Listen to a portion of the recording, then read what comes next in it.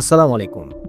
আপনি যে আপনার ব্লুটুথ এবং ইয়ারবাড এবং এ জাতীয় ডিভাইসগুলো ব্যবহার করছেন, আপনি কি জানেন এগুলো আপনার মস্তিষ্ককে জ্বালিয়ে দিচ্ছে? আপনি আপনার কানের কাছে কোনো হেডফোন ব্যবহার করছেন না।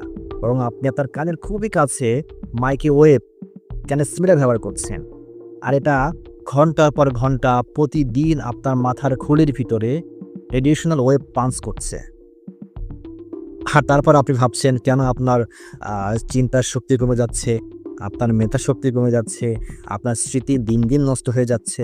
একটা গবেষণায় স্পষ্ট দেখা গেছে, যখন কেউ এ জাতীয় ডিভাইস ব্যবহার করে, তখন এইগুলা মস্তিষ্কের ভিতরের টিস্যুগুলা ভেঙে দেয়, স্নায়ু কোষগুলা ভেঙে দেয়।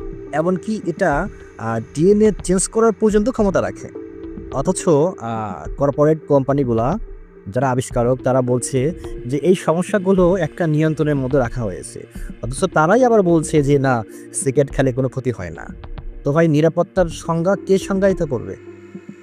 আপনাকেই করতে হবে, আপনাকেই বুঝতে হবে।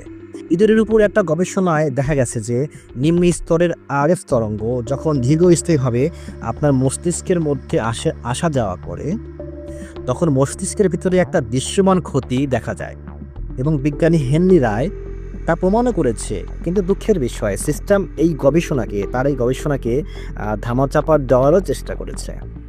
এই ব্লুটুথ জাতীয় ডিভাইসগুলো আপনার মানসিক অস্থিরতা বাড়িয়ে দেয়। এমনকি ৩০ বছর আগেই ডিমনেশিয়া শুরু হয়ে যায়।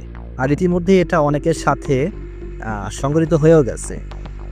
অথচ আপনি এখনও আপনার পকেটে রাখছেন এই ডিভাইসগুলা এই ভেবে যে এটা অনেক স্টাইলিশ, অনেক সুবিধাজনক, কোনো তার নাই, ওয়্যার নাই।